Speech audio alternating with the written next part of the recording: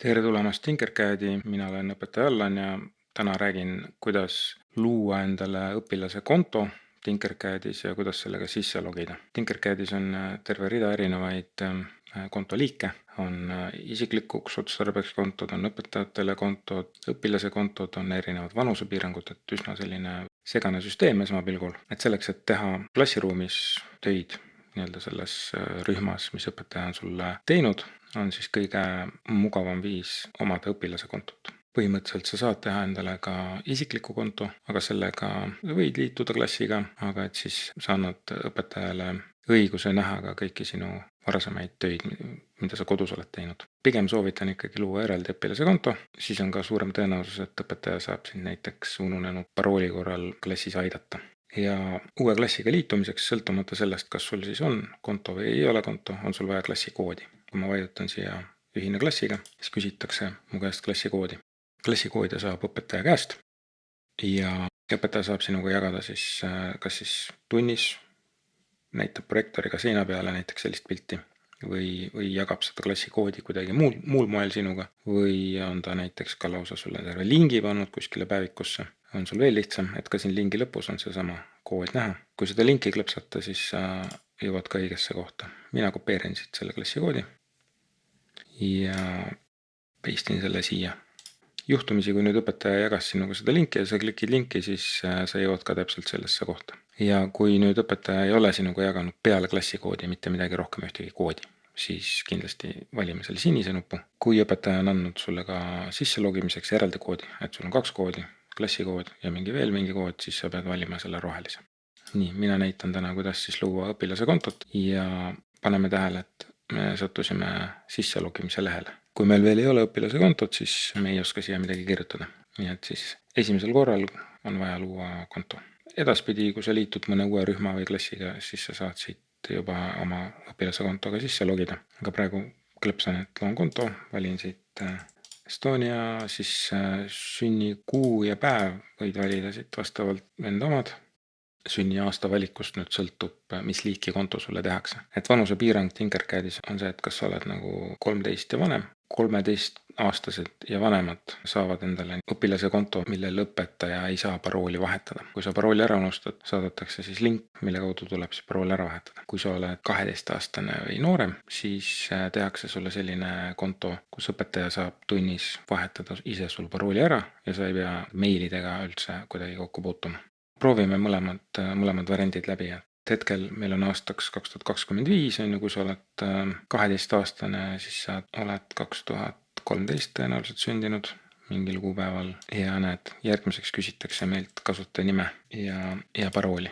Kui ma valin siit 2012, siis küsitakse meilt emaili aadressi. Proovime, mis kasutajanime teha. Sa võid siia kirjutada ükskõik mida, aga mina tungivalt soovitan, pane sinna eesnimi.perenimi, näiteks Peeter.paan. Selle nimega on see, et see peab olema siis üle kõigi Tinkercadi kasutajate unikaalne, et teist samasugust ei tohi olla. Ja parooliks tuleb valida siit siis mingisugune vähemalt 10-kohaline parool, kus on vähemalt üks suur, üks väike täht, üks mingisugune kirjavahemärk ja üks number. Ma kirjutan siia nii, kõik linnukesed said ja saan veateate, et selline konto on juba olemas. No, mulle see Peeter Paan ikka väga meeldib, oletame, et mul on nime käin kuskil, ma panen näiteks proovime, paneme siia 1.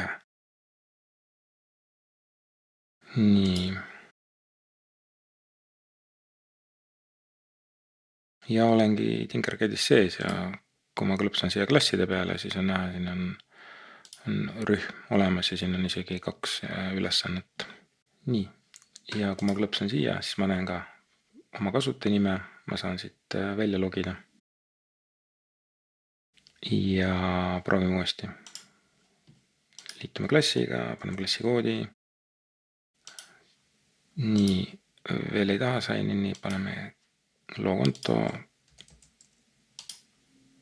Eesti näiteks mingisugused kuupäevad ja oletame, et sa oled nüüd vanem. Oled 13 või vanem. Ja küsitakse emaili. Kui sa nüüd kirjutad siia meili aadressi, siis palun kontrolli 3 korda üle, et sa kirjutasid õigesti. Kasuta kooli meili.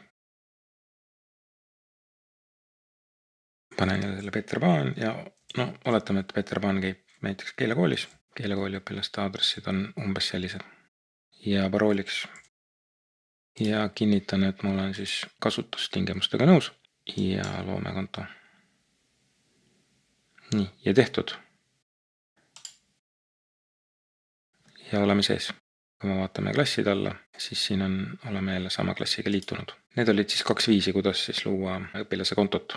Kas siis juhul, kui sa oled noorem kui 13 või 13 ja vanem. Nagu sa tähele panid, mul õnnestus teha see konto mingi suvaka meiliadressiga ja nii kaua, kuni ma oma parooli mäletan, nii kaua põhimõtteliselt mul probleemi ei ole selle konto kasutamisega.